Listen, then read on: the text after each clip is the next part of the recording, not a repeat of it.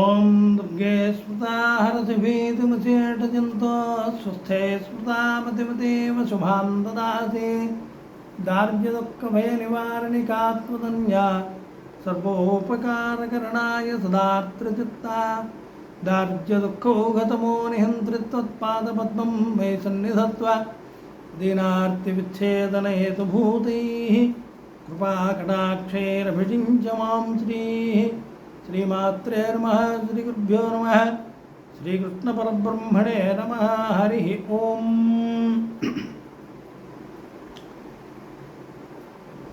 ఒకానొక సమయంలోని ఒక రామాలయానికి వెళితే అక్కడ రామాలయంలో గణపతి దేవాలయం కూడా ఉన్నది. ఆ వినాయకుడికి కూడా దండం పెట్టుకొని అందరూ కూడా రామాలయంలోని వెళ్తూ రాముడి దర్శనం చేసుకుంటుంటారు. ఒకానొక సందర్భంలో నేను వెళ్ళేటప్పుడు ఒక ఆయన రామాలయంలో వినాయకుడు ఉన్నాడేమిటండి అని చెప్పి ఒక ప్రశ్న వచ్చింది. ప్రశ్న వస్తే ఏం సమాధానం చెప్పాలో మనకు వెంటనే శాస్త్ర పండితులం కాదు కాబట్టి తెలియలేదు. తెలియకపోతే ఇంటికి వచ్చి అసలు రామోపాసనలో ఎంతోమంది రాముణ్ణి ఉపాసన చేసినటువంటి వాళ్ళ చరిత్రలో విన్నాం, పురాణాల్లోని ఇతిహాసాల్లోని.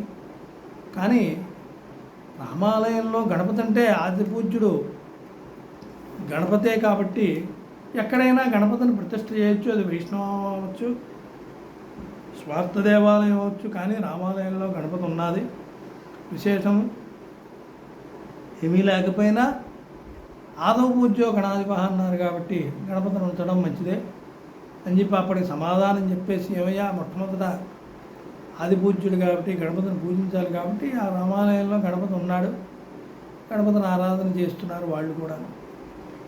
అంచేత గణపతితో నమస్కారం చేసుకొని మనం రామానుగ్రహం కోసం రాముడిని దర్శనం చేసుకోవచ్చయ్యా అని అప్పటికి సమాధానం చెప్పడం జరిగింది. అయితే విశేషంగా ఇంటికి వచ్చి పెద్దవాళ్ళని అడగటం కొంతమందిని, అలాగే మనకి అందుబాటులో ఉన్నటువంటి కొంత సబ్జెక్టు తిరగవేస్తే అందులో ఉన్నటువంటి విశేషం రామానుగ్రహం కోసం గణపతి కూడా ఒకానొకప్పుడు ఉపాసన చేసినట్టు చెప్పబడ్డది. అందరికీ తెలిసిందే కానీ ఎవరికీ తెలియనట్టుగా ఉండిపోతారు. ఇక్కడ ఉన్నటువంటి రహస్యం అదే.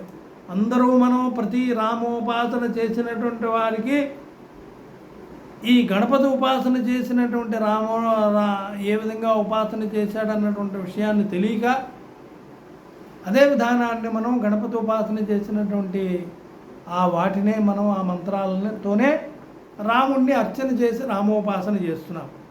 కానీ ఇది అందరికీ తెలియదు. నాకు చాలా వరకు తెలియలేదు. ఆ రీసెర్చ్ చేసి అందులో ఏమిటి రీసెర్చ్ అంటే నేనేదో పెద్ద పండితుడిని కానీ రీసెర్చ్ స్కాలర్ని కాదు, లేకపోతే వేద పండితుని, శాస్త్ర పండితుని, పౌరాణికుడిని కాదు. కానీ ఏంటో కొంచెం విషయం మనం కొంత విషయాన్ని గురించి తెలుసుకునే ప్రయత్నం చేసి దాన్ని నలుగురికి మంచి విషయాన్ని తెలియపరచడానికి కోసం చేసేటువంటి మా ఈ చిన్ని ప్రయత్నం అంతే.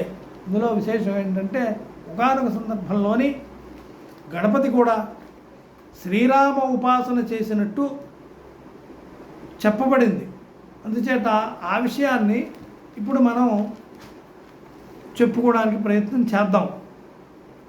విశేషం ఏంటంటే రామ మహిమ, రామనామ మహిమ, రామ ఉపాసనా మహిమ, రామ మంత్ర మహిమ, రాముడు పరిపాలించినటువంటి ఏ విధంగా శాసనాన్ని నడిపించాడు, రామాజ్ఞ ఏమిటి నడిపించాడు, ఎంత బాగా ప్రజలకు నచ్చింది. రామ పరిపాలన, రామరాజ్యంలో ఉన్న రాముడు పరిపాలించినటువంటిది ఎవరికీ నచ్చలేదు అంటానికి లేదు. యువతల సామాన్యునికి నచ్చింది, ఉపాసకులకి నచ్చింది, ధర్మాత్ముడికి నచ్చింది, అధర్మాత్ముడికి నచ్చింది, యోగులకి నచ్చింది, సన్యాసులకి నచ్చింది, స్త్రీలకి నచ్చింది, పురుషులకి నచ్చింది, పిల్లలకి నచ్చింది, పెద్దవాళ్ళకి నచ్చింది. రాక్షసులు కూడా ముక్కు మీద వేలు వేసుకొని రామ రామ అంటూ వాళ్ళు నడిపించుకున్నారు. మరి విభీషణుడు ఏం చేశాడు? రామనామం తప్ప ఏముంది శరణ్యం? రాముడిని శరణం వేడి మొత్తాన్ని రాజ్యాన్ని స్థాపన చేసేసాడు మళ్ళీ శత్రు సంహారం అయిన తర్వాత.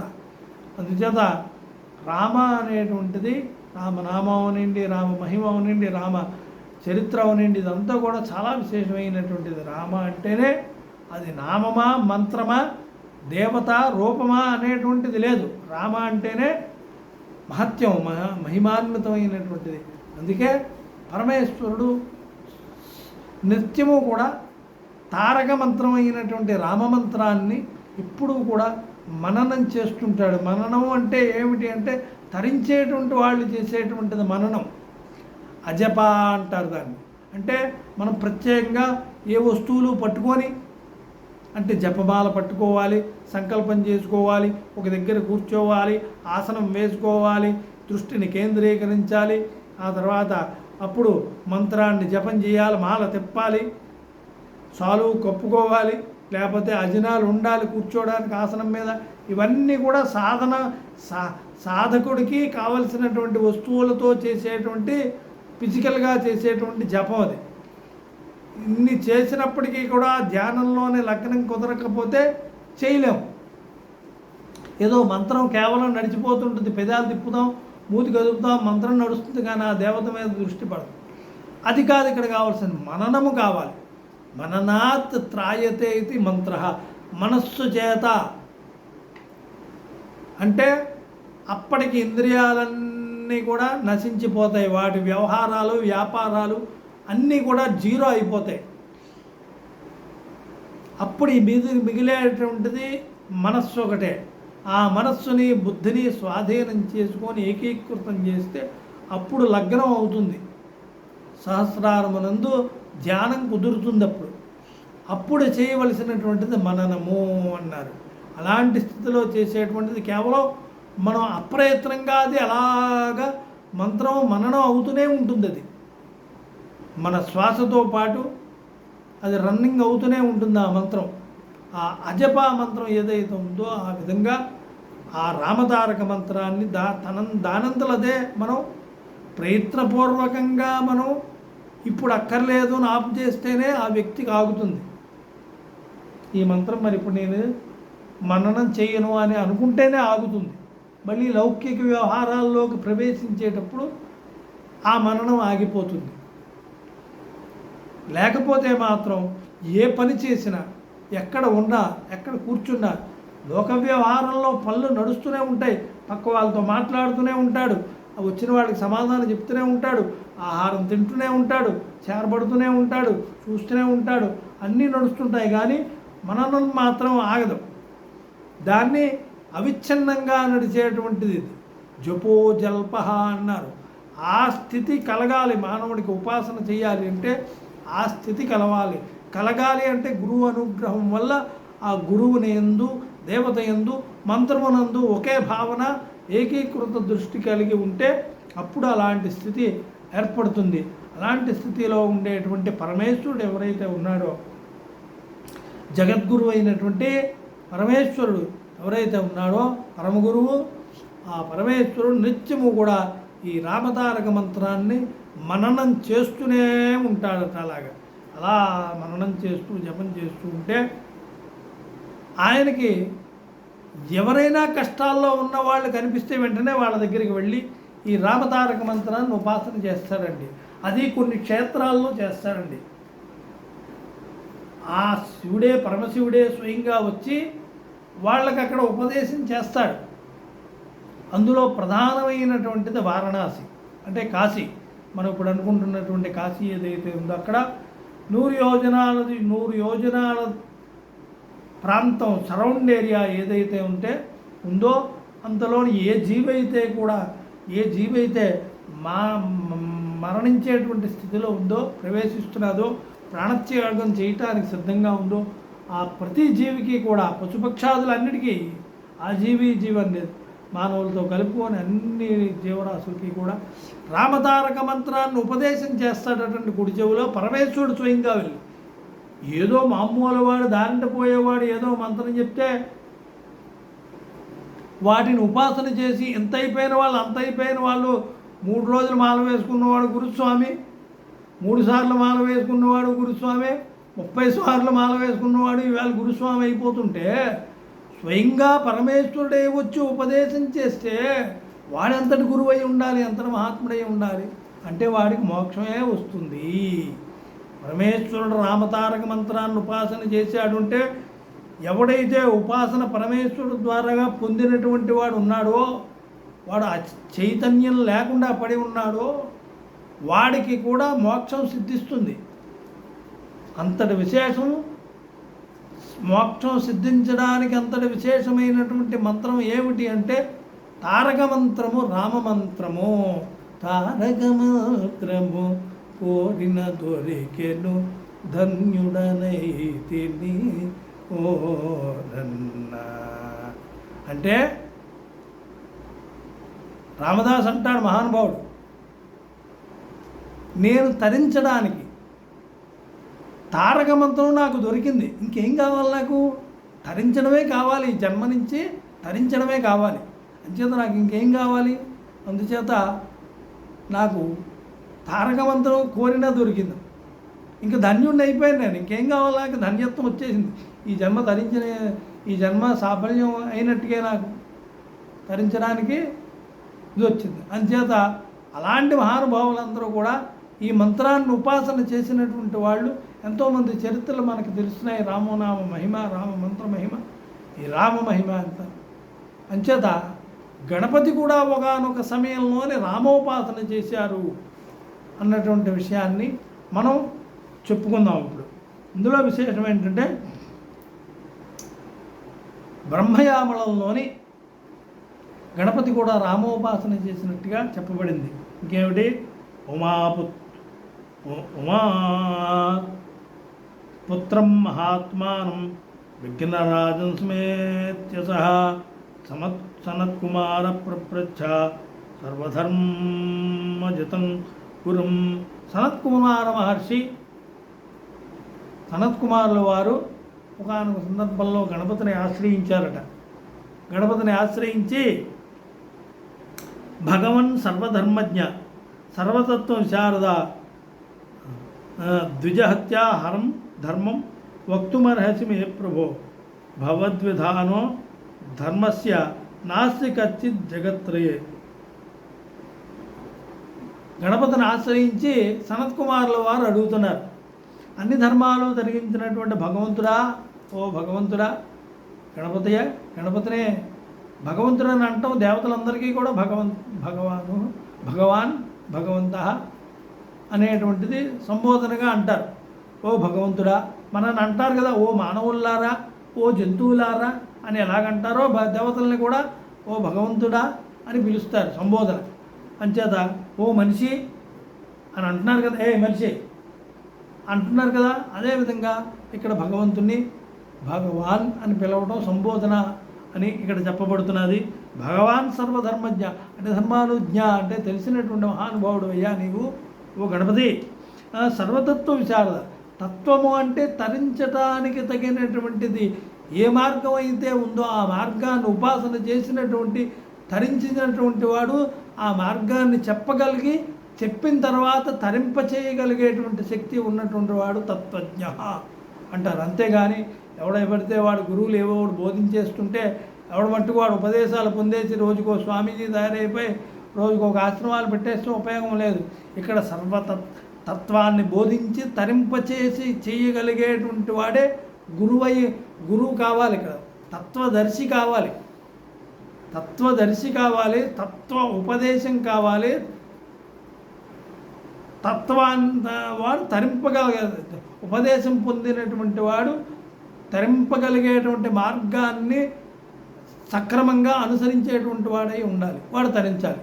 అప్పుడు అక్కడ సర్వతత్వ విశారద, అన్ని తత్వములు విశారద అంటే ఇంకా అతనికి మించినటువంటి మనకి పూర్వం హిందీ పండిట్సులను విశారద అని ఉండేది. ఇంకా చదువుకుంటే ఇంకా భాష అంతా తెలిసినట్టుగా విశారద అనేటువంటిది.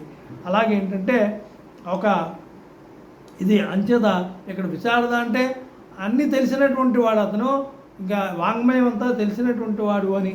అందుచేత ఈ సర్వధర్మజ్ఞ సర్వతత్వ విశారద ద్విజహత్యాహరం ధర్మం వక్తుమర్హసి ప్రభు.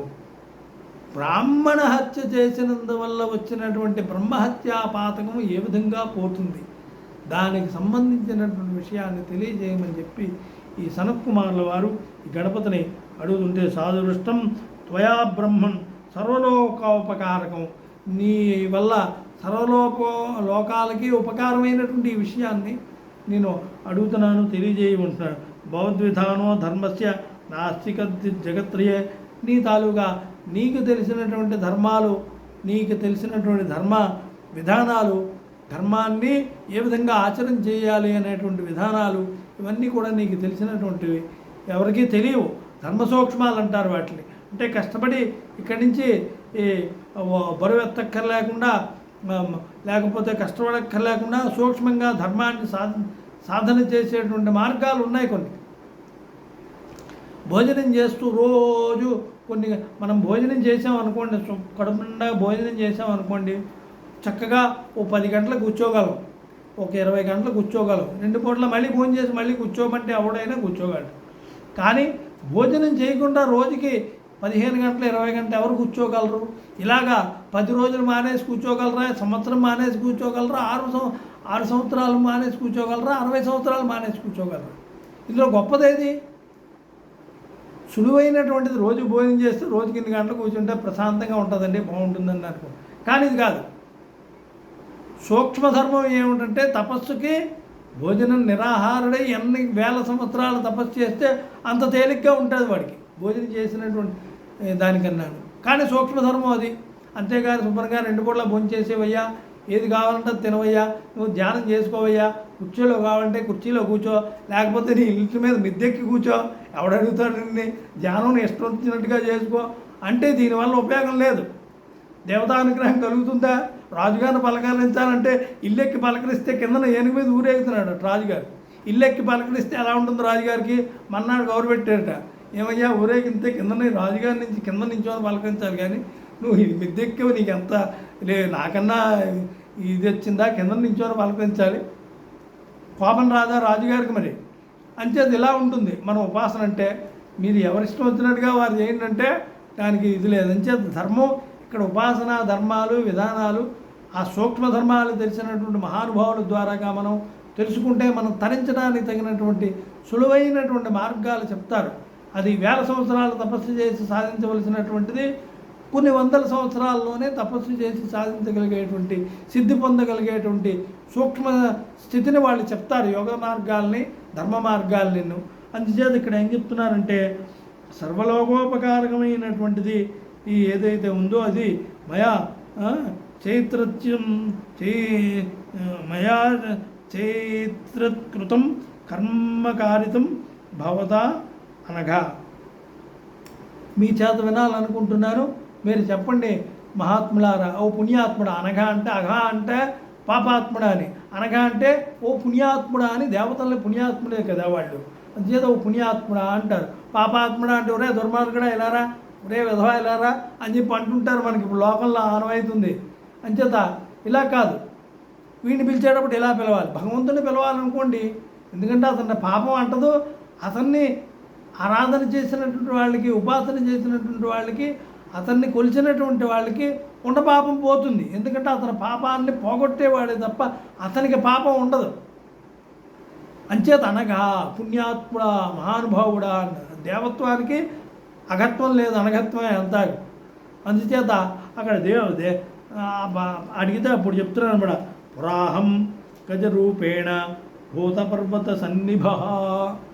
నేను పూర్వం గజరూపేణ, ఏనుగు రూపంలోని ఉండి, గజరూపేణ మత్తో వృక్షాన్ సముత్పాట్య మునిహింసాం సమారభే. గజం ఏం చేస్తుంది, ఏనుగు ఏం చేస్తుంది? మహాబలమైనటువంటి భూమి మీద ఉండేటువంటి బలమైనటువంటి జంతువులలో ఏనుగు పెద్దది, భారీ కాయం కలిగినటువంటిది, మహాబలమైనటువంటిది. సింహాలు గట్ట బలమైనటువంటివే, కానీ ఏవి కూడా వీటి చేత పనులు చేయించలేము. పనులు ఏమైనా చేస్తాయా? సింహం క్రూరమైంది, బలమైందే. పులి బలమైనటువంటిదే, కానీ అవి ఏమైనా పనులు చేస్తాయి అంటే పనులు ఏమి చేయవు. కానీ ఏనుగు పని చేస్తుంది. అందుకే నరవానర కుంజర అన్నారు. అంటే మనిషి, వానరము అంటే కోతి, కుంజరహ అంటే ఏనుగు, ఈ మూడిటికి ఒకే రకమైనటువంటి తెలివితేటలు ఉంటాయటండి. సమానం, తెలివితేటలో ఇవి సమానం. అయితే ఏనుగు ఉండేటువంటి తెలివితేటలు మదం ఎక్కువ ఉంటాయి. ఈ వస్తువు ఇలా తీయమంటే మళ్ళా ఇలా స్మూత్గా తీయదు ఏనుగు, ఇలా తీసి అవతల విసిరేస్తుంది. దానికి మదం ఎక్కువ, మదబలం, గర్వం, అంత అమిత బలం అనమాట. అది సూదిని ఏనుగు చేత తీయించవచ్చు, సూది కూడా కనిపిస్తుంది, సూదిని కూడా తీయగలిగేటువంటి శక్తి ఏనుగు ఉన్నది, కనిపిస్తుంది, దాన్ని అలాగే తీయగలిగేటువంటి శక్తి ఉన్నది ఏనుగుకి. సూది కూడా కంటికి కనిపిస్తుంది దానికి. అంత పెద్ద ఏనుగు కూడా చిన్న కళ్ళు ఉన్నప్పటికీ కూడా సూదిని కూడా చూడగలిగేటువంటి శక్తి, సూదిని కూడా పట్టుకోగలిగేటువంటి శక్తి ఆ ఏనుగు ఉన్నది.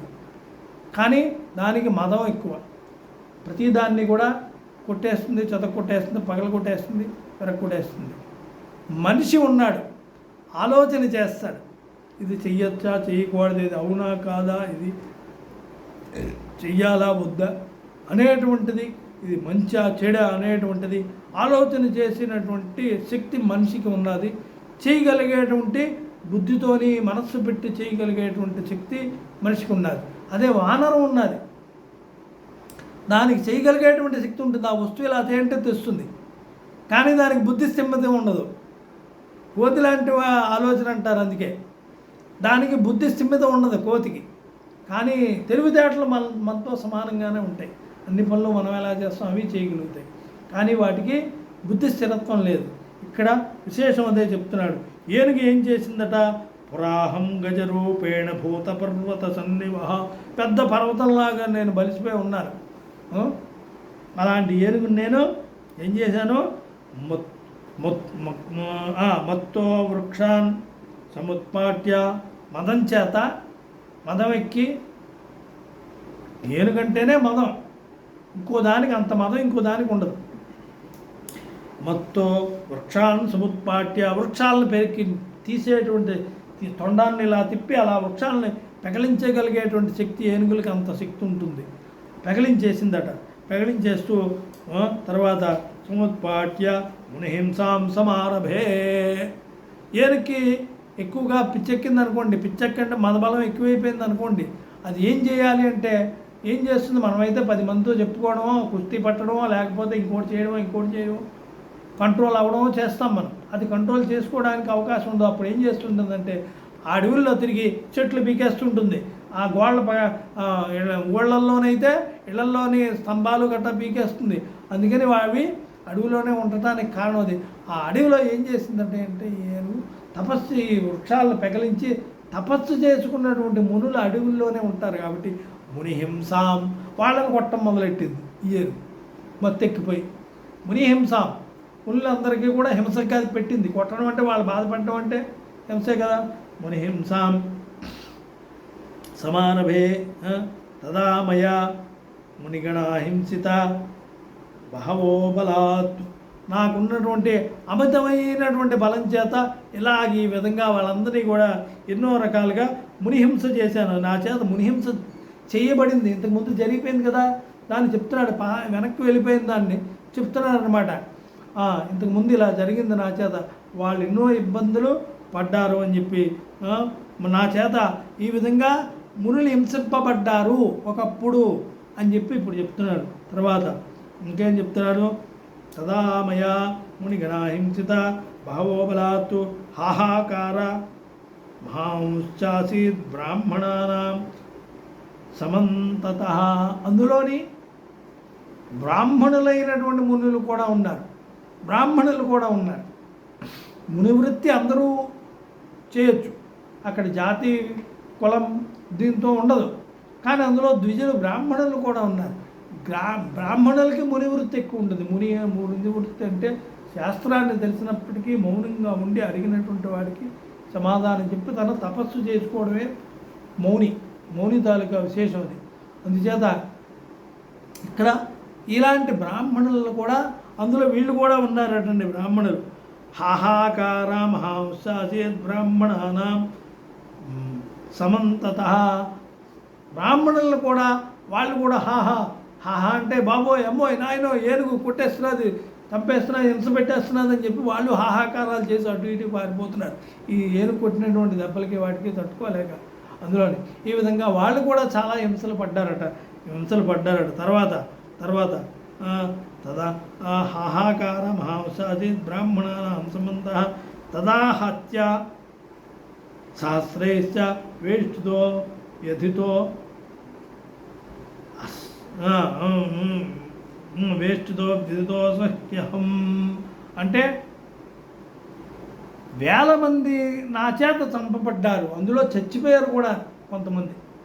అది ఇక్కడ చెప్పబడినటువంటిది.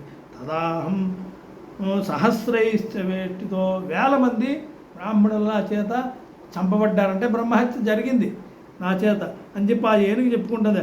ఆరాధ్య జగతామీశం రామం తస్య హృదయ స్థితం తదా నిస్సంగం తదాహం సహస్రైశ్చ వేష్టితో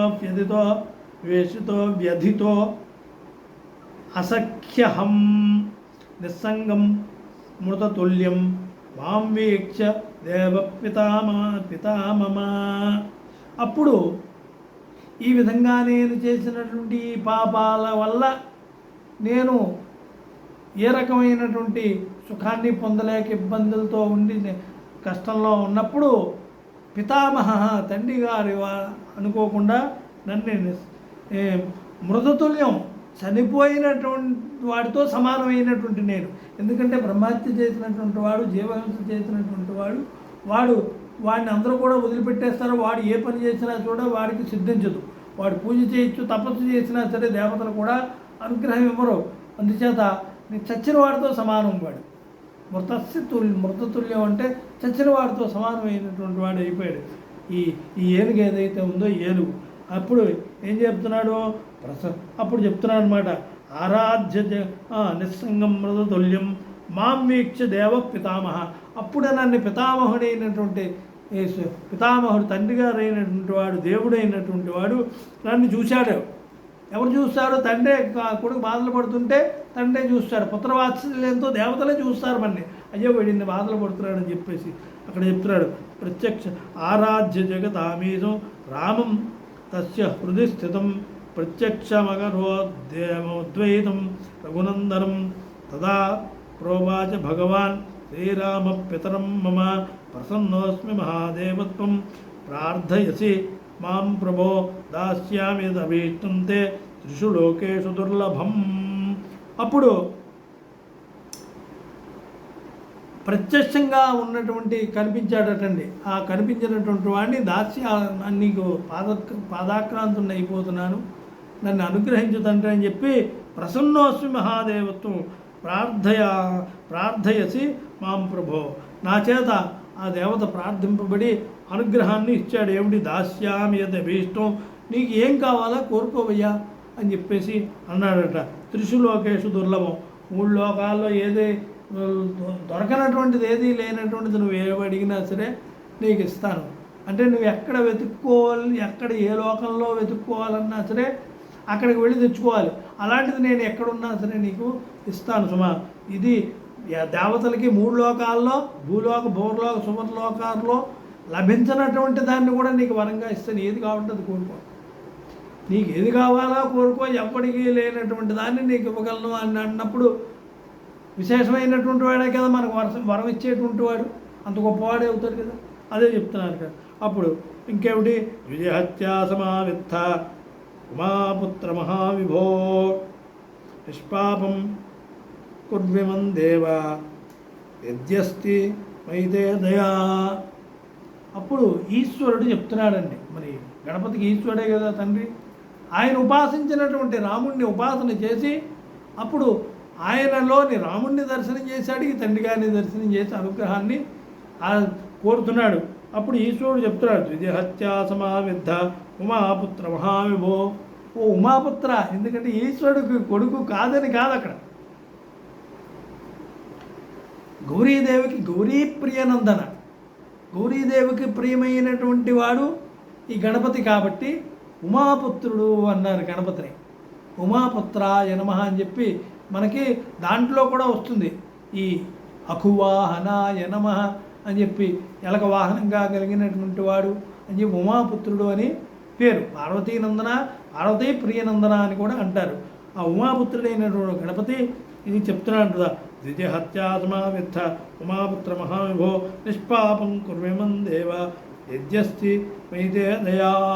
అప్పుడు ఈశ్వరుణ్ణి అడుగుతున్నాడు అనమాట, నాకు పాపం పోగొట్టేటువంటి అవకాశం ఏదైనా ఉందా, ఈ బ్రహ్మహత్యా పాపం ఏదైనా ఉందా, ఇది పోయేటువంటి అవకాశం ఏమైనా ఉంటే చెప్పమని అడుగుతుంటే, తదేత్యుక్త్వా దదాతేన దయయా వీక్షితోస్మ్యహం లబ్ధచైతన్యో నిర్మలజ్ఞానబృహిత బహువిర్గద్యపద్యైశ్చ స్తుత్వాదం ప్రణతో అస్మ్యహం తదా మామాహ సుప్రీతో శ్రీరామశరణంగతం. శ్రీరాముణ్ణి శరణంగతం, శరణాగతి, శ్రీరామ శరణాగతిని పొందమని ఈశ్వరుడు చెప్తున్నాడు. ఈ విధంగా శ్రీరాముణ్ణి శరణంగత శ్రీరాముణ్ణి శరణ పొందితే నీకు ద్విజహత్య సహస్రస్య ప్రాయశ్చిత్తం వదామితే. అప్పుడు నీవు శరణాగతిని పొందు శ్రీరాముణ్ణి. పరమేశ్వరుడు చెప్తున్నాడు గణపతికి, నీవు శ్రీరాముణ్ణి శరణాగతిని పొందు అని చెప్పి ఈ గణపతి ఇప్పుడు ఎవరికి చెప్తున్నారండి? ఈ సనత్ కుమారుల వారికి చెప్తున్నారు. ఎప్పుడో జరిగినటువంటి దాన్ని స్వయంగా గణపతే చెప్తున్నారు. అప్పుడు ఇలా జరిగింది నాకు సుమారి. అప్పుడు శ్రీరాముణ్ణి ఈ చక్కగాను నిర్మలమైనటువంటి ఈ హైబ్రిడ్ గద్యపద్యైశ్చ అనేకమైనటువంటి గద్యపద్యముల చేత శ్రీరాముణ్ణి స్తుతించు, మెప్పించు భగవంతుణ్ణి శ్రీరాముణ్ణి అని చెప్పి పరమేశ్వరుడు గణపతికి చెప్తున్నాడు. తం ప్రణతో అస్మ్యహం సదా మామాహ సుప్రీతో శ్రీరామ శరణంగతం. అలాంటి శ్రీరాముణ్ణి నేను ఉపాసన చేస్తున్నాను, ఆ శ్రీరాముణ్ణి నీవు శరణాగతిని పొందు అని చెప్తే అప్పుడు శ్రీరాముడు ఈయనకి అనుగ్రహిస్తున్నాడు అనమాట ఈ గణపతికి. శ్రీ ద్విజహత్యా సహస్రస్య ప్రాయశ్చిత్తం వదామితే.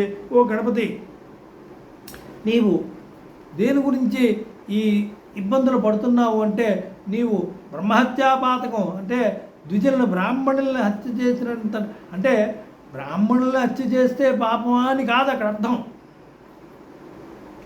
దానితో సమానమైనటువంటి వాళ్ళు ఉన్నారు. గోవులు, బ్రాహ్మణులు, తపస్సు చేసుకునేటువంటి వాళ్ళు, మునులు, వీళ్ళందరితో పాటు సామాన్యంగా ఉండేటువంటి బ్రాహ్మణులు అందరినీ, అంటే బ్రహ్మహత్య చేస్తే వీళ్ళందరినీ, మీకు కింద వాళ్ళందరినీ హత్య చేసినటువంటి పాపంతో సమానమే, వీళ్ళందరినీ చేసిన తర్వాత వచ్చినట్టుగా.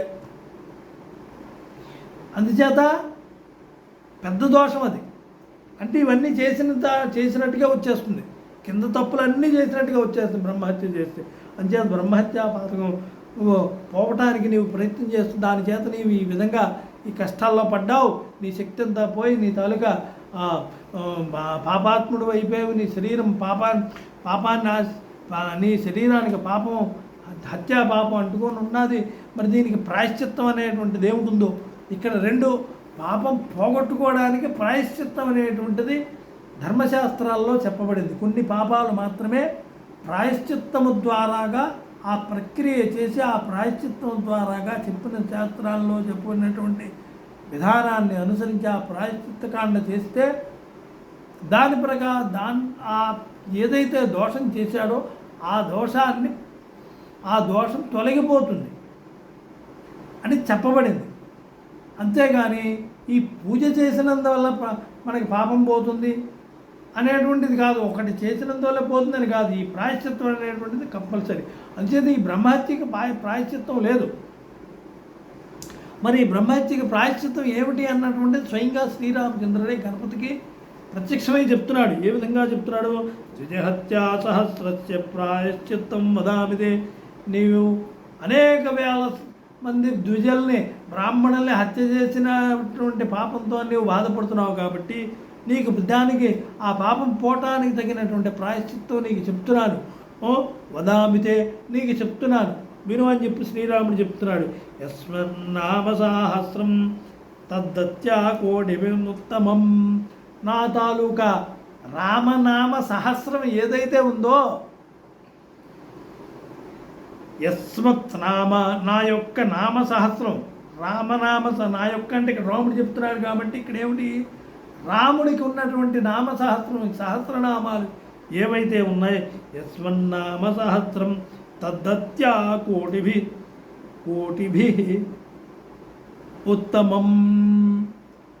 ఇలాంటి హత్యలు కోటి చేసినప్పటికీ కూడా పాపం పోతుంది ఈ నామసహస్రం వల్ల, రామనామసహస్ర పారాయణ వల్ల అని రాముడే స్వయంగా ఉపాసకుడైనటువంటి అర్థిస్తున్నటువంటి ఈ గణపతికి, బాధితుడైనటువంటి గణపతికి చెప్తున్నాడు స్వయంగాను. ఇది మహ్యం దదో రామస్తస్య నామ సహస్రకం. అందుచేత నీవు నా యొక్క నేను నీకు అంతవరకు రామనామ సహస్రం ఎవరికి తెలియదు. రామమంత్రాలు అనేక ఉన్నాయి, ఉపాసన చేస్తారు అంతవరకు. కానీ గణపతికి ఆ రామనామ సహస్రాన్ని స్వయంగా శ్రీరామచంద్రుడే గణపతికి ఉపదేశం చేశాడు. మీకు అందరికీ అర్థమవుతున్నది కదా. ఈ రామనామ సహస్రాన్ని స్వయంగా గణపతికి స్వయంగా రాముడే, గణపతికి స్వయంగా గణపతే రాముణ్ణి బ్రహ్మహత్యా పాతకానికి ప్రాయశ్చిత్తం ఏదైనా ఉంటే చెప్పండి అని అడిగినప్పుడు ఈశ్వరుడు స్వయంగా వచ్చి తన కుమారుడికి రాముడిని ఆశ్రయించమని చెప్తే రాముడు ప్రత్యక్షమై రాముడిని ఆశ్రయిస్తే రాముడు ప్రత్యక్షమై రాముడు గణపతికి ఈ సహస్రానికి కన్నా ఎక్కువైనటువంటి బ్రహ్మహత్యా పాతకాలను కూడా పోగొట్టగలిగేటువంటి శక్తి రామనామ శాస్త్రంలో ఉంది, నా తాలూకా రామనామ శాస్త్రంలో ఉంది అని చెప్పి రాముడే స్వయంగా ఈ రామనామ శాస్త్రాన్ని గణపతికి ఉపదేశం చేస్తున్నాడండి. ఇది మహ్యం దదో రామ తస్య నామ సహస్రకం తస్య గ్రహణ మాత్రేణ నిష్పాపోస్మి తథైవహై. అలాగే శ్రీరామచంద్రుడు నాకు ఉపదేశించినటువంటి రామనామ సహస్రాన్ని నేను ఉపాసన చేసి ఏమైంది, నిష్పాపోస్మి తథైవహి. అప్పుడు నేను నిష్పాపం అంటే నా తాలూకా పాపం తొలగొట్టుకోవడం అయింది. దేనివల్ల? నేను తొలగొట్టుకోలేదు, నువ్వు ఈ పని చేస్తే నీ పాపాలు తొలగిపోతాయని చెప్పబడినటువంటి ఆ ఉపాసనా మార్గంలోనే రామనామ శాస్త్రాన్ని ఉపాసన చేస్తే నాకు ఈ పాపాలు పోయి నేను నిష్పాపుణ్ణి అంటే పుణ్యాత్ముణ్ణి అయ్యాను సుమా అని చెప్పు. తదాది సర్వదేవానా పూజ్యోస్మి మునిసత్తమా. అప్పుడు నేను పూజ్యుణ్ణి అయ్యాను, దేవతల చేత కూడా పూజింపబడేటువంటి శక్తి మళ్ళీ నాకు గణపతిగా వచ్చింది. అంతవరకు పాపం చేస్తే దేవతలు కూడా పూజ చేయలేదునండి, ఓ పక్కన పెట్టేశారు. అందుచేత ఇక్కడ చెప్తున్నా తస్య గ్రహణ మాత్ర నిష్పాపోస్మి తదైవహి తదా ఆది సర్వదేవానం. అప్పుడు నేను ఈ సహస్రనామ పారాయణ రామ ఉపాసన వల్ల, రామసహస్రనామ పారాయణ ఉపాసన వల్ల, రామ ఉపాసన వల్ల నేను పాపము లేనటువంటి వాడినై పుణ్యాత్ముడినై ఉంటే నన్ను సకల దేవతలు పూజించడం మళ్ళీ ప్రారంభం చేశారు. తదాది సర్వదేవాన్ని అప్పుడు నుంచి మొదలుకొని మళ్ళీ ఆదిగా మొదలుకొని దేవతలందరూ కూడా నన్ను ఆది పూజ్యో గణాధిప అని చెప్పి మళ్ళీ గణపతిని పూజ చేయడం నన్ను ప్రారంభం చేశారు. రాఘవ మునిసత్తమ త్వముపేత్య తదీయానో రాఘవస్య మహాత్మన నామ్నా సహస్రం లోకేషు ప్రఖ్యాతాంత మహామతే. అప్పటి నుంచి కూడా ఈ రామనామం లోకంలోని విశేషమైనటువంటి పుణ్య ఫలితాన్ని ఇస్తున్నది. రామ సహస్రనామ స్తోత్రం వల్ల దీని ద్వారాగా ఎవరైతే రాముడిని ఉపాసన చేస్తారో అది మహా ఫలితాన్ని, పుణ్య ఫలితాన్ని ఇస్తున్నదని చెప్పేసి ఇక్కడ సనత్ కుమారుల వారికి గణపతి ఈ చెప్తున్నారు. ధన్యోస్మి అనుగ్రహీతో అస్మి కృతార్థోస్మి గణాధిప. ఓ గణపతి మహాప్రభో, నీ వల్ల ఈ విషయం నాకు తెలిసింది అని చెప్పి సనత్ కుమారుల వారు ఇక్కడ నీ వల్ల ఈ రామనామ సహస్రాంతాలుగా మహాత్మ్యము, ఈ ఉపాసనా ఫలితము, బ్రహ్మత్యాది పాతకాలు కూడా పోతాయి రామనామ సహస్రాన్ని ఉపాసన చేసినందువల్ల అన్నటువంటి విషయాన్ని నీ అనుభవపూర్వకంగా రాముడి ద్వారాగా ఉపదేశం పొంది ఉపాసించినటువంటి నీవు నిష్పాపుడు అయ్యావు, పుణ్యాత్ముడు అయ్యి దేవతల చేత కూడా పూజింపబడిన వాడు అయ్యావు అని చెప్పేసి ఆ విషయాన్ని నాకు చెప్పినందువల్ల నేను కూడా ధన్యుణ్ణయ్యానయ్యా గణపతి అని చెప్పి కృతార్థోస్మి గణాధిప. ఓ గణాధిప, నేను కూడా కృతార్థున్నయ్యాను సుమా అని చెప్పి తత్ప్రసాదాన్మయ దేశం రామనామ సహస్రకం. నీవు నాకు ఉపదేశించినటువంటి నీవు ఉపాసించినటువంటి రామనామ శాస్త్రాన్ని నీవు నాకు ఉపాసించినటువంటి దాన్ని నేను కూడా పొంది ఆ ఉపాసనా మార్గాన్ని అనుసరించి రాముణ్ణి ఉపాసన చేస్తానని చెప్పి అంటున్నాడు. తన్మయాదీతం రామనామ సహస్రకం, నీ వల్ల నాకు అది లభించింది, ఆ పుణ్యప్రదమైనటువంటిది, మహాపుణ్యప్రదమైనటువంటిది. అలాగే పాపాలని బ్రహ్మహత్యాది కోటి బ్రహ్మహత్యాది పాతకాలను కూడా పోగొట్టగలిగేటువంటి శక్తి ఉన్నటువంటి రామనామ సహస్రం నీ వల్ల నాకు లభించినటువంటి దాన్ని ఉపాసన చేస్తాడు. ఇది విజ్ఞాప్య దేవేశం పరిక్రమ్య ప్రణమ్య చ తదాది సతతం చెప్తా శ్రోతమే తద్వరాననే. ఓ పార్వతీదేవి, ఇది ఎప్పుడో జరిగిపోయింది. దీన్ని పరమేశ్వరుడు పార్వతీదేవికి చెప్తున్నాడు. ఎప్పుడో జరిగిపోయింది ఈ విషయం అంతా కూడా. గణపతి ఒకప్పుడు అడవిలోని తిరగటం, అడవిలోని కొమ్మల ఆ చెట్లన్నీ పీకి శుభ్రంగా ఋషుల్ని బ్రాహ్మణులందరినీ కొట్టడం, చంపడం. గణపతిని కాదు, అక్కడ ఏనుగు రూపంలో ఉన్నప్పుడే వాళ్ళందరినీ సంహారం చేసి బ్రహ్మహత్యాపాదం ఎలా పోతుందంటే, ఆ పరమేశ్వరుడు ఒకానొక సందర్భంలో నాకు ఆ ఏనుగు దగ్గరికి వెళ్ళి ఓ పుత్రవాత్సల్యంతో నీవు శ్రీరామ ఉపాసన చెయ్యు అని చెప్పడం, ఆయన శ్రీరామ ఉపాసన చేస్తే ఆ ఏనుగు ఆ శ్రీరామ ఉపాసన వల్ల ఆ శ్రీరాముడు స్వయంగా వచ్చి ఆ సహస్రనామాన్ని గణపతికి ఉపాసన చేయడం, ఆ ఏనుగుకి ఉపాసన చెప్పినటువంటి దాన్ని ఆ రామనామ సహస్రాన్ని గణపతి ఉపాసన చేసి పుణ్యాన్ని పొందడం అన్నటువంటిది ఎప్పుడో జరిగిపోయింది. పాపాలు పోయి మళ్ళీ దేవపూజ్యుడిగా గణపతి అవ్వడం ఎప్పుడో జరిగిపోయినటువంటిది. దీన్ని సనత్ కుమారుల వారికి గణపతి ఇప్పుడు చెప్తున్నాడు. ఇది ఎప్పుడో జరిగింది సుమా అని చెప్పి పరమేశ్వరుడు పార్వతీదేవికి చెప్తున్నాడు. ఇంతకుముందు ఇలా జరిగింది సుమా, రామనామ మహిమ అంత గొప్పది అని చెప్పి, ఈ రామశాస్త్రం ఇంత గొప్పది అని చెప్పి పార్వతికి చెప్తున్నాడు. ఇక్కడ అదే చెప్తున్నాడు. ఏం చెప్తున్నాడు మహానుభావుడు? ఇది విజ్ఞాప్య దేవేశం పరిక్రమ్య ప్రణమ్య చ తదాది సతతం జప్త్వా ధోతమే తద్వరాననే. ఈ విధంగా అక్కడ అప్పటి నుంచి కూడా జరుగుతున్నది. ఆవాస పరమాం సిద్ధిం పూజ్య పాప వివర్జిత పార్వత్యువాచ. అప్పుడు పార్వతీదేవి చెప్తున్నది అనమాట. మళ్ళీ శ్రోతమిచ్చామి దేవేశ, మళ్ళీ అడుగుతున్నది పార్వతీదేవి. ఇలా జరిగింది పూర్వం, ఆ రామనామ శాస్త్ర మహిమ ఇంత గొప్పది అని చెప్తే నాకు కూడా రామనామ శాస్త్రాన్ని ఉపదేశం చేయండి మహాప్రభు అని చెప్పి పార్వతీదేవి మళ్ళీ పరమేశ్వరుని అడుగుతున్నది. మరి రామనామం ఎన్ని యుగాలు బట్టి ఎంత సృష్టిలో ఎప్పటి పూర్వం నుంచి వస్తున్నదో మరి చూడండి. రామ ఉపాసన అన్నటువంటిది, రాముడు మొన్నే మనకి కృతయుగంలో పుట్టాడని కొంతమంది, ఇలాంటి త్రేతాయుగంలో పుట్టాడు రాముడని కొంతమంది అనుకుంటారు. కానీ ఎన్ని త్రేతాయుగాలు అయినప్పటికీ కూడా, ఎంతకాలం గడిచినప్పటికీ సృష్టిలో అంతకు పూర్వమేది పుట్టి ఎప్పుడో ఉపదేశం ఒకరి చేత ఒకరికి ఉపదేశం పడి ఉపాసింపబడినటువంటిది ఈ రామనామ సహస్రం. అక్కడ ఎంత విశేషం ఉన్నది అందులోనే. శ్రోతుమిచ్చామి దేవేశ తదహం సర్వకామదం. అన్ని కోరికలను తీర్చేటువంటిది. అన్ని కోరికలు అంటే చివరి కోరిక ఏది? మోక్షం. బ్రహ్మానందమే కదా కావాలి. ఈ మామూలు ఆనందాల కన్నా కావాల్సింది ఏమిటి? బ్రహ్మానందం కావాలి. ఇంకా అది ఉంటే ఇంకేదో అక్కర్లేదు దాన్ని. ఇంకా అన్నీ కూడా దేనితోని సమానం కావు. కనీసం గడ్డి పొరతో కూడా సమానం కావు. గడ్డి పరకైనా విలువైందని తీసి పక్కన పెడతాం, కానీ దాంతో కూడా సమానం కావు. అంచేది అంత విలువ, దాన్ని కూడా మనం కావాలని కోరుకోం. రామనామం అంత విశేషం. అంటే బ్రహ్మానందం అనేటువంటిది దేని మీద మన దృష్టి వెళ్ళదు. అర్థమైందా అండి? అందుచేత గడ్డి పరకతో సమానంగా కిందటన్నింటినీ చూస్తాం. విలువైనటువంటిది రామమే ఆనందమే చూస్తాం అన్నటువంటిది ఇక్కడ చెప్పడానికి విశేషం. ఇది విజ్ఞానం. ఇంకేం చెప్తున్నారు? పార్వతీదేవి శ్రోతుమిచ్చామి దేవేశ తదహం సర్వకామం. అన్ని కోరికలను తీర్చేటువంటి ఆ శ్రీరామనామ సహస్రాన్ని నాకు ఉపదేశం చేయండి మహాప్రభు అని చెప్పి ఆ భర్త అయినటువంటి పరమేశ్వరుని ఆ పార్వతీదేవి అడుగుతున్నట్టుంది. తర్వాత శృణుశ్రీకమనా స్తోత్రం మహాద్గుహ్యతమం మహత్తు గొప్పదైనటువంటిది, గుహ్యము సీక్రెట్ అయినటువంటిది.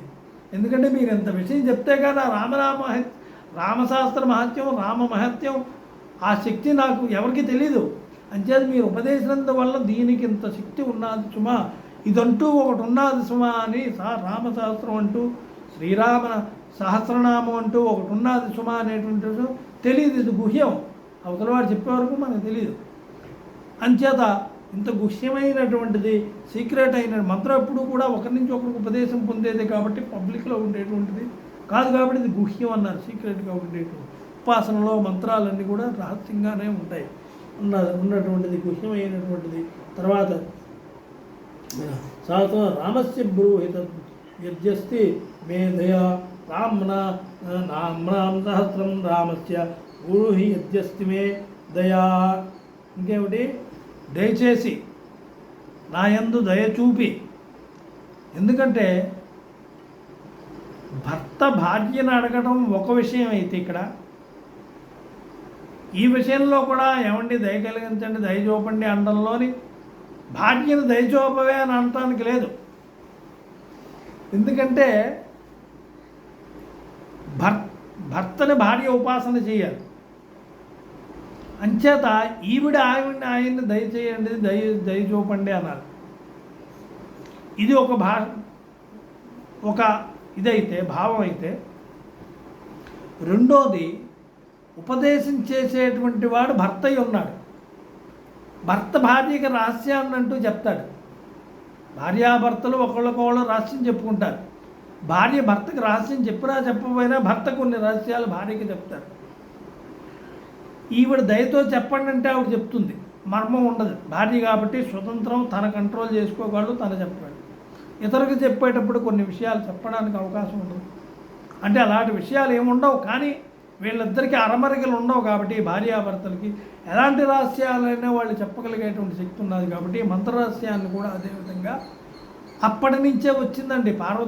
పార్వతీదేవికి పరమేశ్వరుడు ఉపాసన చేయటానికి మంత్రాలు ఉపదేశం చేశాడు కాబట్టి ఆగమశాస్త్రాల్లో కూడా ఏ మంత్రాన్ని స్త్రీలకు ఉపదేశం చేయవలసి వచ్చినప్పటికీ కూడా వివాహాత్ పూర్వం గురువులు ఎవరైనా ఉపదేశం చేయొచ్చు స్త్రీకి, కన్యాదానాత్ పూర్వం. కానీ అది కూడా కొన్ని మంత్రాలే ఉపదేశం చేయాలి.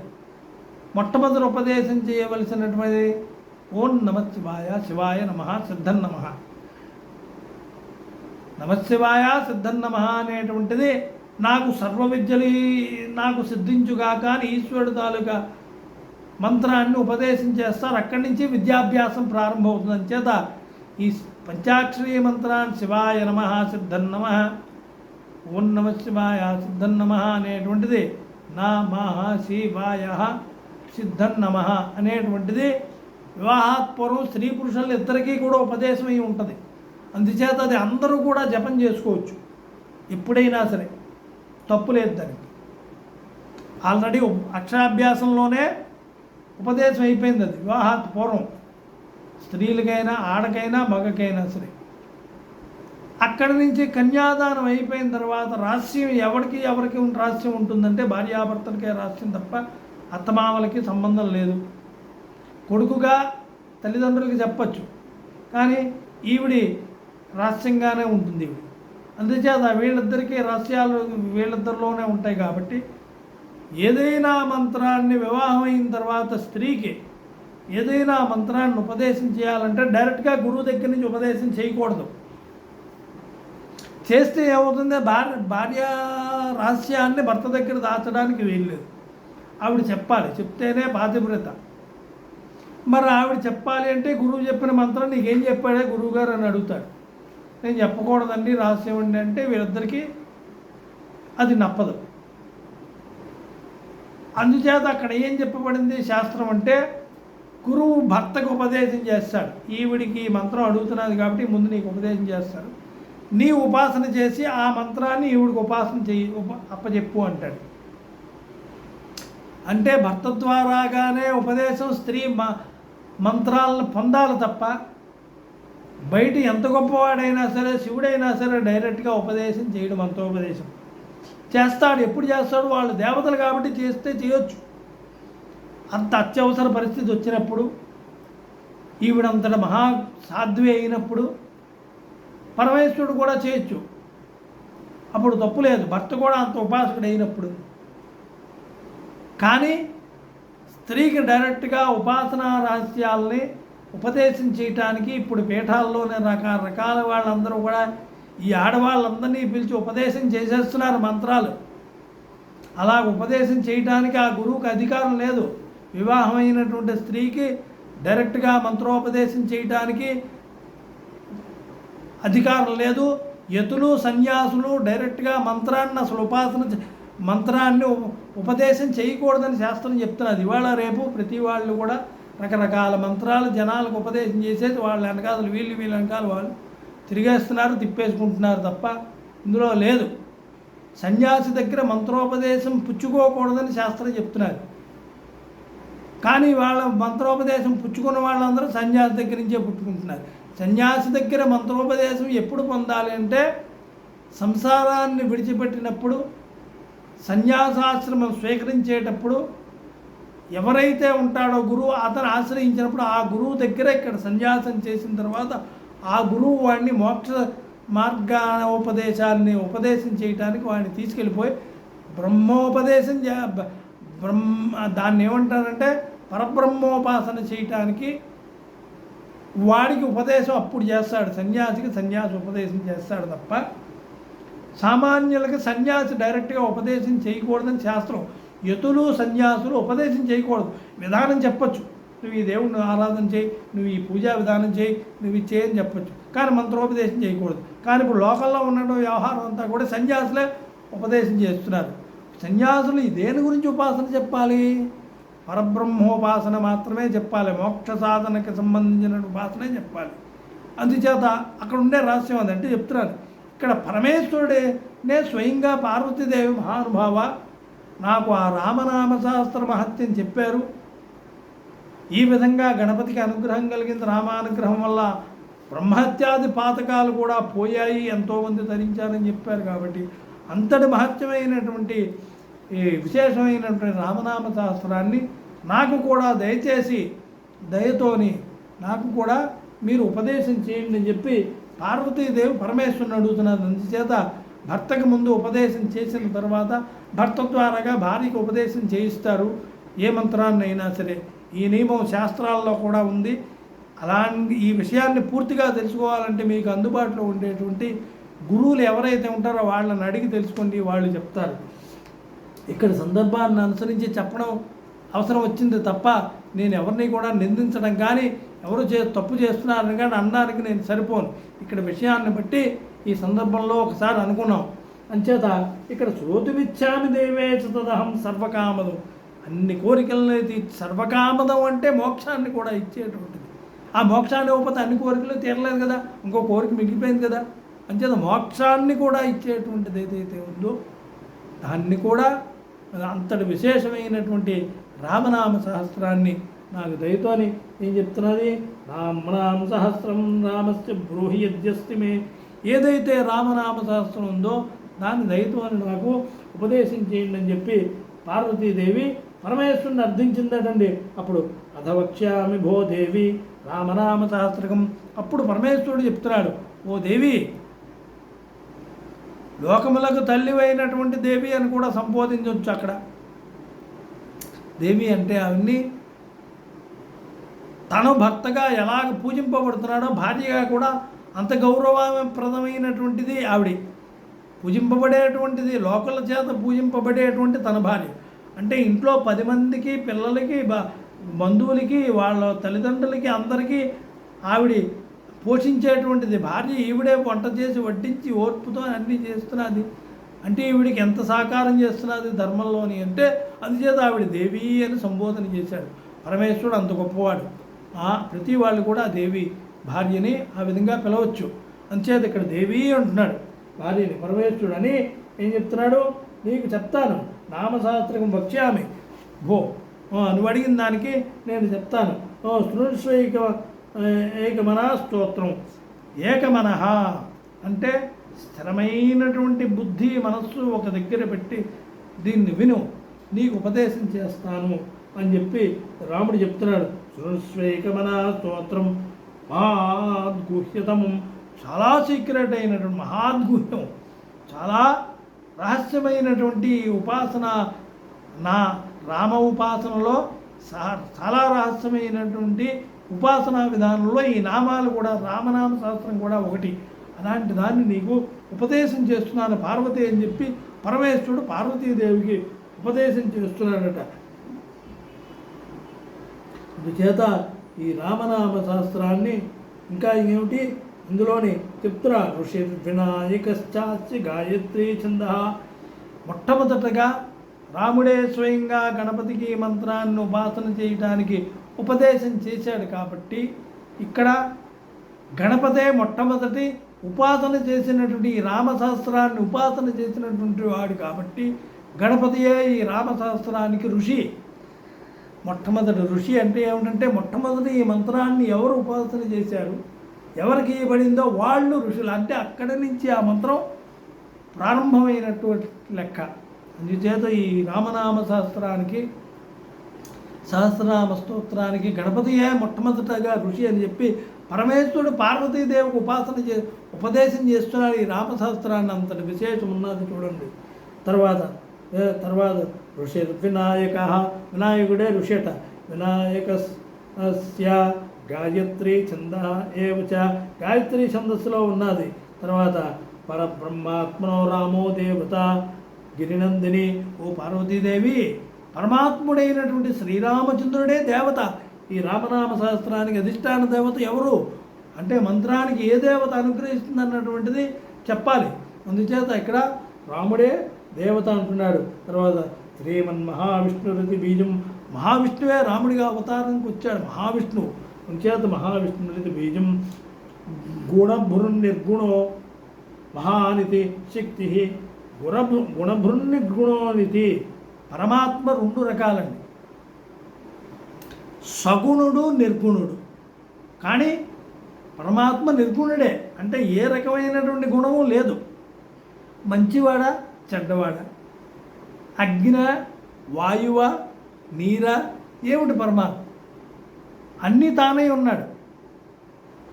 ఇది అవ్వడానికి ఆయనే కారణం కానీ కాదు. నిర్గుణం అంటే పాలు, పాలలో వెన్న ఉన్నది, పాలలోనే పెరుగు ఉన్నది. కానీ పాలు తోడు వేస్తే పెరుగు అవుతాయి, అందులోంచి వెన్న తీస్తే వెన్న వస్తుంది, ఆ వెన్నయే నెయ్యి అవుతుంది. కానీ మొట్టమొదటిగా ఇవేం కనిపిస్తున్నాయి, అందులోని విడివడిగా ఏమీ కనిపించట్లేదు. పరమాత్మ కూడా అంతే. పరమాత్మ కూడా అన్నీ అతనులో ఉన్నాయి. అవి కావలసినటువంటి వాడు వాటిని విడగొట్టుకుంటాడు.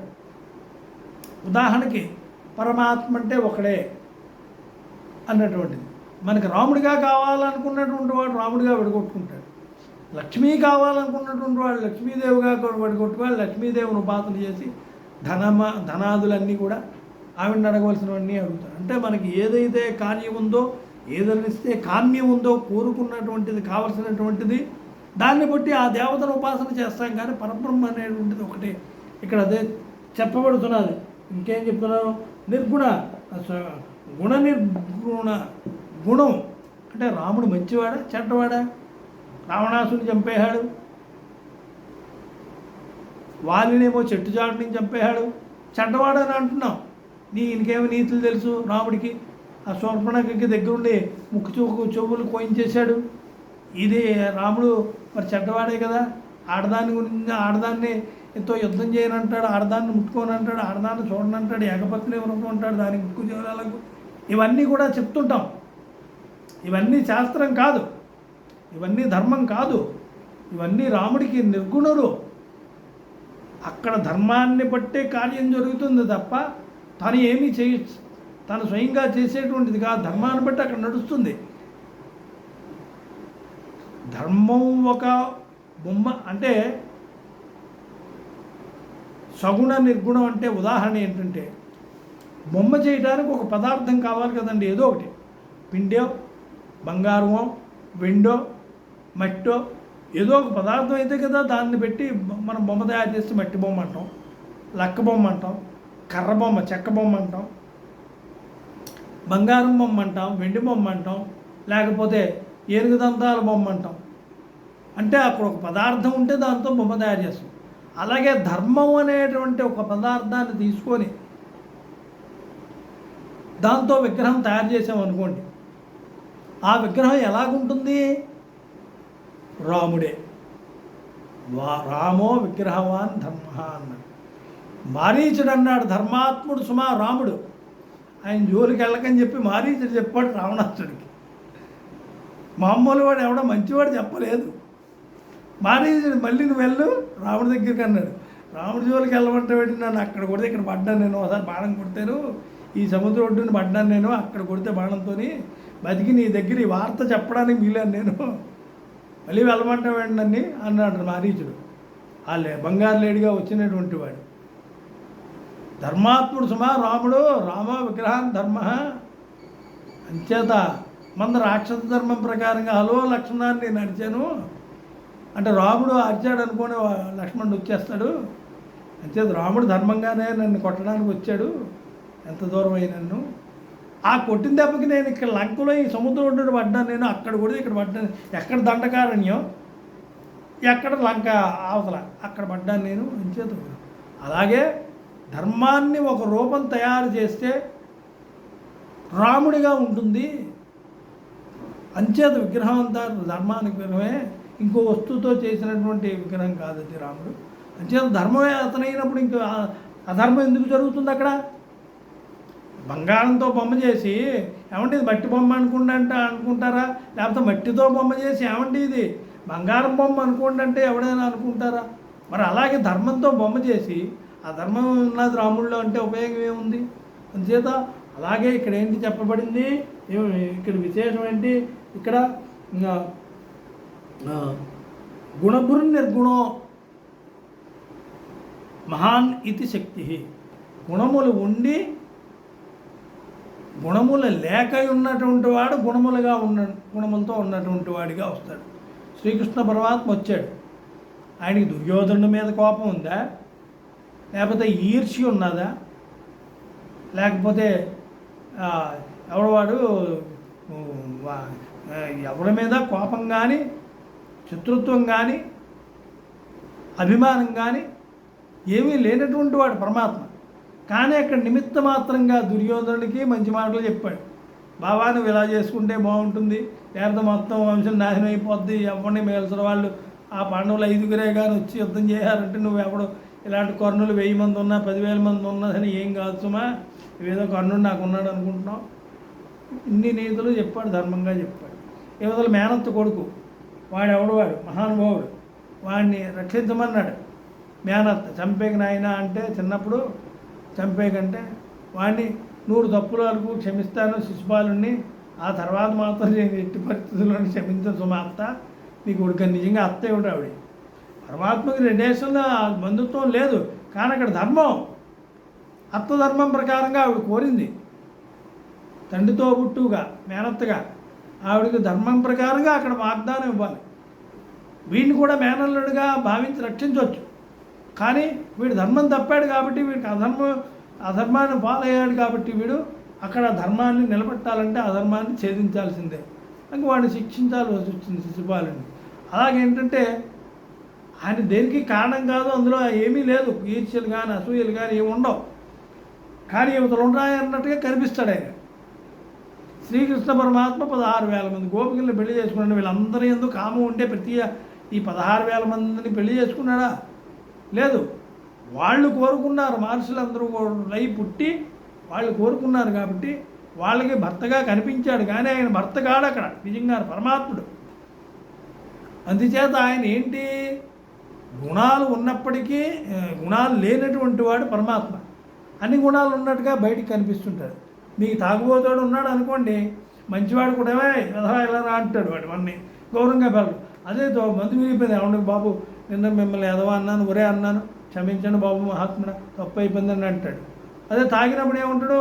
అలాగే ఏంటంటే గుణాలు ఉన్నటువంటి పరమాత్మ లేనటువంటి పరమాత్మ వాడికి అలా కనిపించాడు. శిశుపాలుడికి ఇన్ని తప్పు తిట్టాడు, నువ్వు గొల్లవాడివి, నువ్వు స్త్రీలతో తిరిగేవాడివి, నువ్వు గొర్రెలు కాచుకునేవాడివి, ఆవులు కాచుకునేవాడివి, నీకు ధర్మం ఏమిటో తెలుసు అని కృష్ణుడు అన్నాడు. గుణాలు లేనటువంటి పరమాత్మకు లేనటువంటి వాటిని ఆపాదించాడు. అందుచేత ఈ తప్పులయ్యాయి, వీడు ధర్మ విరుద్ధమైంది. ఆయన ఎలాంటి వాడైనా ధర్మమే చేస్తున్నాడు కదా, ధర్మమైన పనులే చేస్తున్నాడు కదా పరమాత్మ.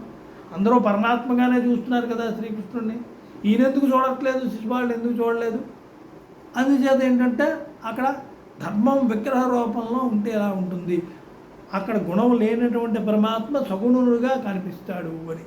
మనం ఎక్కడో ఉన్నటువంటి పరమాత్మను నిర్గుణంగా ఆరాధన చేసేటువంటి వాళ్ళు ప్రణవోపాసన ద్వారాగా పరమాత్మని నిర్గుణ పరబ్రహ్మగా ఆరాధన చేసి ఉపాసన చేయాలి అని చెప్పి చెప్పబడుతున్నది. నా కర్మణ ప్రజా అదనే నత్యాగే నైక అమృత మనస్సు కలిగి ఉపాసన చెయ్యాలి.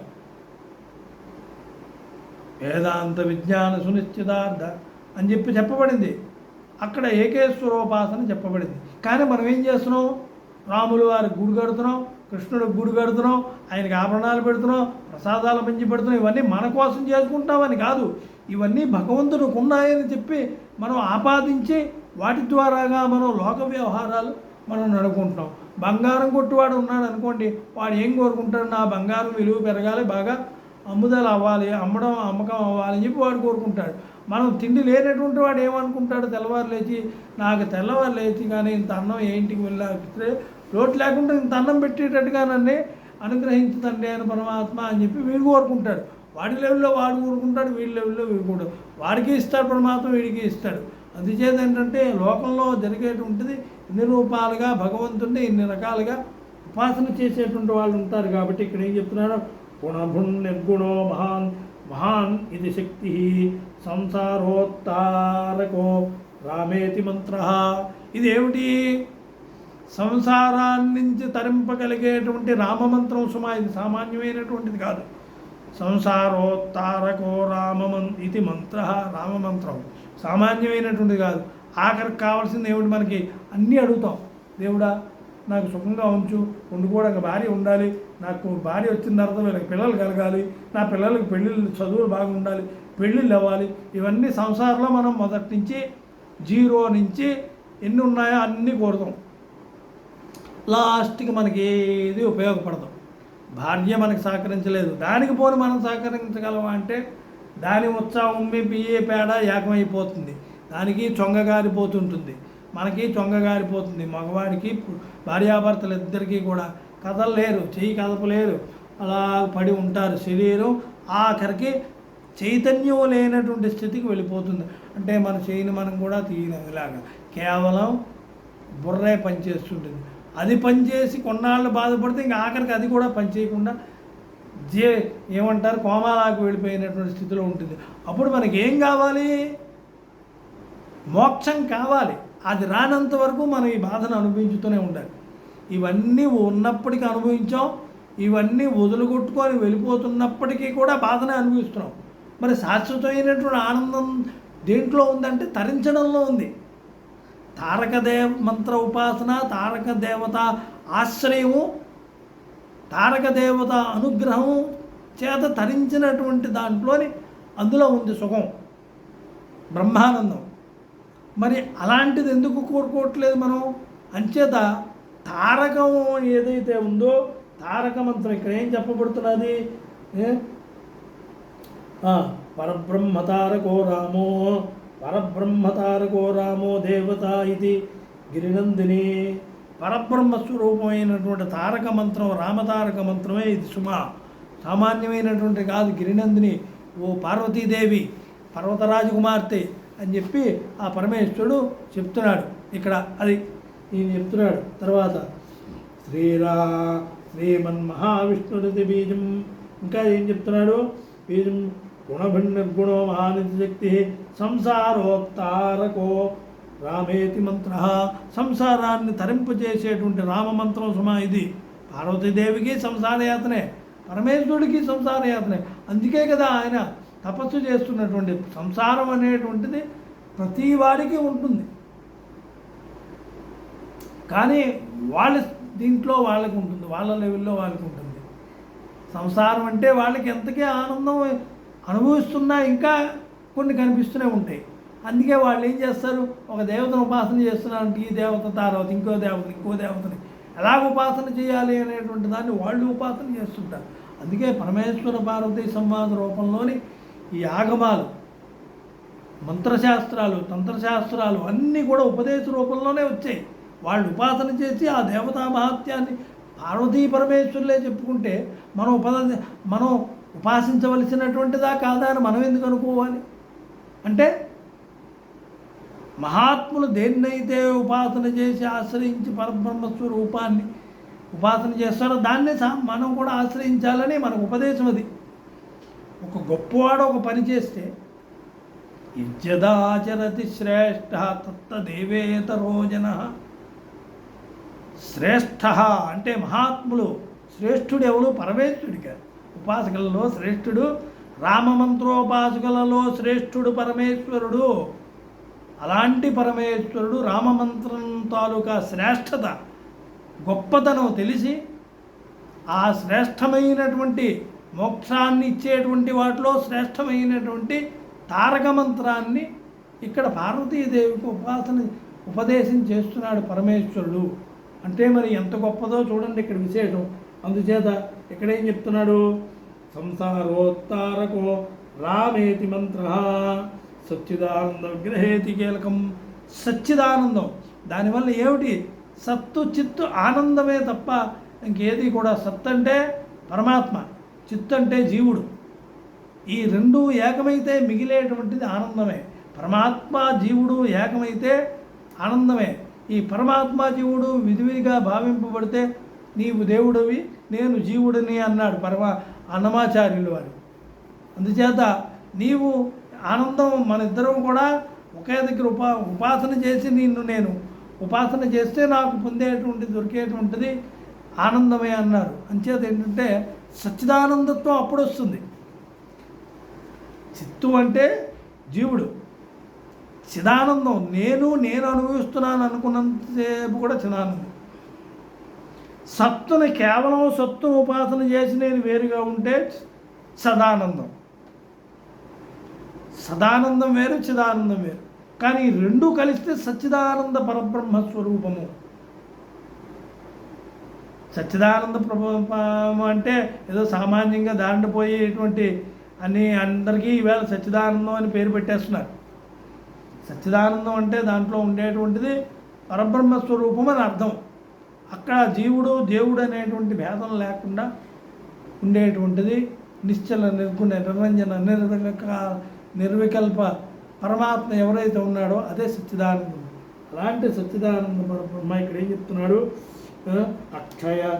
అక్షయ పురుష సాక్షీతి కవచం. అక్షయ పురుష సాక్షి. క్షయం అంటే నశించేటువంటిది, నశించినటువంటిది మనం కూడా. పురుషుడు ఎవడు? పురుష అంటే పరమాత్మ. సహస్రశీర్ష పురుష. మీరు నేను పురుషులవి, మగవాళ్ళు ఆడవాళ్ళు అని మన లోకల్లో మనం చెప్పుకున్నట్టు వాళ్ళు పురుషులవి ఆడవాళ్ళు కాదు ఇక్కడ లెక్క. పురుష అంటే పరమేశ్వరుడే, పరమ పురుషుడు, గోపాల దేవుడు అని చెప్పేసి అన్నమాచార్యుల కీర్తన కూడా ఉంటుంది. అంచేదా పరమ పురుషుడు ఎవరు అంటే పురిశయనేతి పురుష. పురి అంటే సూర్యచంద్రాలు అగ్నులు, సూర్యచంద్రాగ్నుల్లో ఉండేటువంటి తేజస్సు, దేవతలుగా ఉండేటువంటిది, వాళ్ళలో ఉండేటువంటిది ఏదైతే ఉందో అదే పరమ పురుషుడు. అలాంటి పురుషుడైనటువంటి అక్షయ. ఆయనకి చేయలేదు. ఆయన ఎప్పుడు వాడో మనకు తెలియదు, ఎప్పటికి అయిపోతుందో తెలియదు. ఆయన ఎప్పుడు చూసినా ఉంటాడు. అంచేత అక్షయ పురుషుడు ఆయన.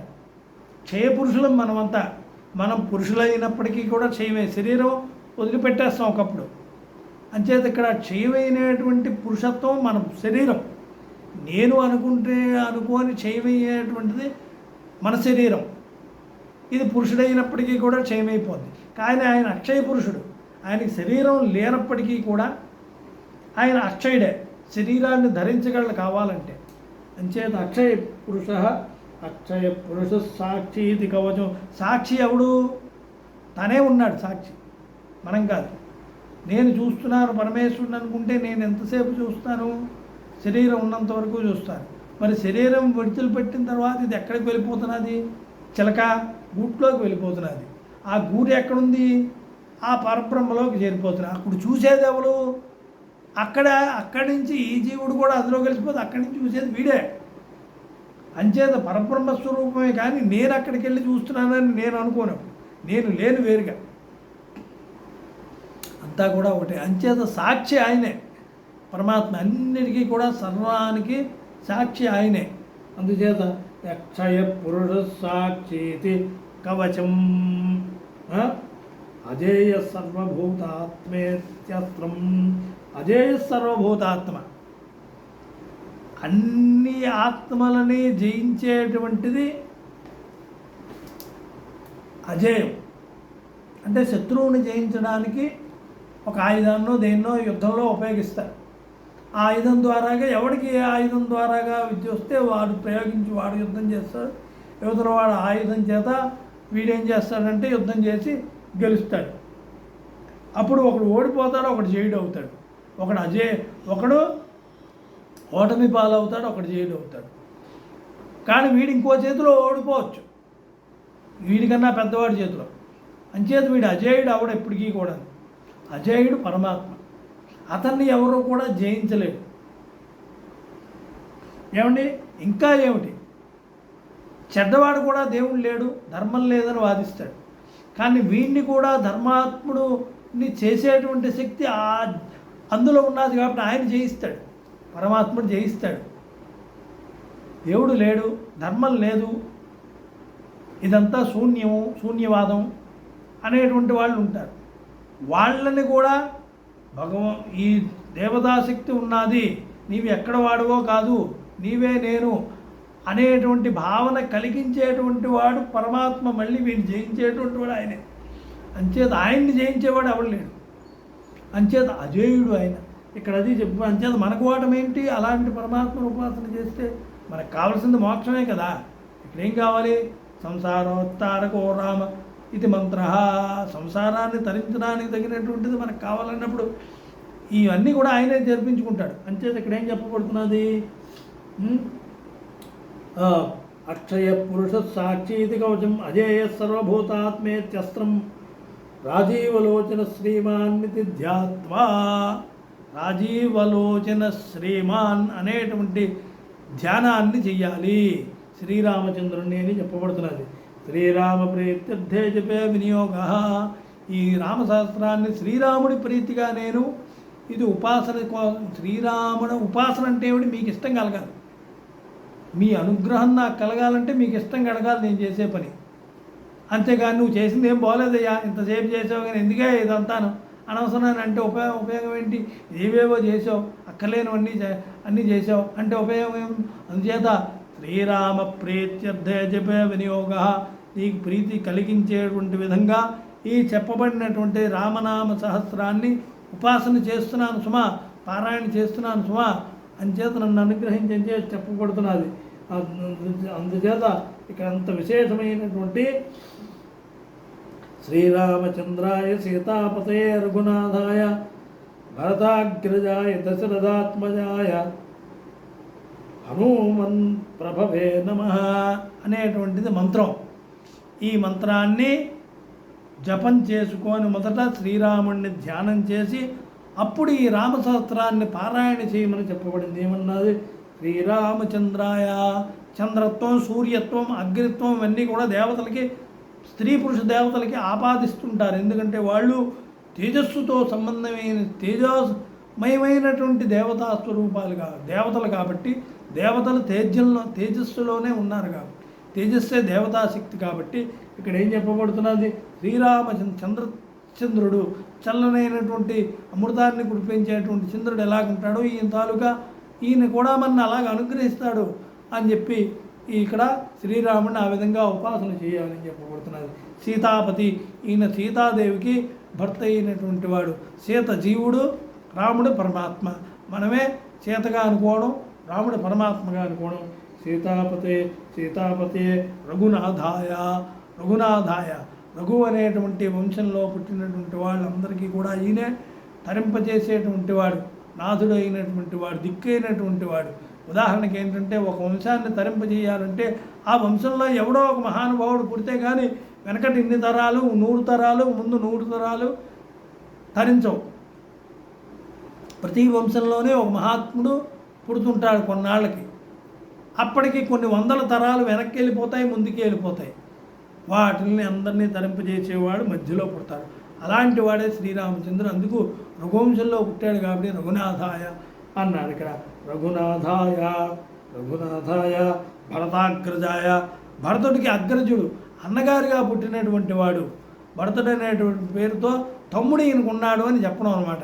భరతాగ్రజాయ ఎందుకు అంటే భరతుడి కోసం రాజ్యాన్ని కట్టబెట్టాలని చెప్పేసి కైకేయి ప్లాన్ వేసి ఈ దశరథుడికి చెప్తే, దశరథుడికి చెప్పిన ప్రకారంగా ఈ రాముడిని బయటికి పంపేస్తే ఈ కైకేయి మాట ద్వారాగా దశరథుడు భరతుడు నాకు వద్దుది ధర్మంగా అన్నగారిదే ఈ రాజ్యం, ఇంత కష్టపెట్టి ఈ రాజ్యాన్ని నాకెందుకు ఇస్తున్నానని చెప్పి రాజ్యాన్ని వదులుకొని అసలు మళ్ళీ రాముడు రాజ్యంలో వచ్చే వరకు నేను ఇక్కడికి వెళ్ళను, ఈ రాజ్యంలోకే రానని చెప్పి అడుగుపెట్టనని చెప్పి ఆ నందిగ్రామంలో ఉండిపోయి రాముడు వచ్చే వరకు ఉండిపోయినటువంటి వాడు భరతుడు. అంత ధర్మ సామ్రాజ్యం ఎక్కడుందండి, పరిపాలించేవాడు ఎవరున్నాడని, అంత రామాజ్ఞ అన్నాడు.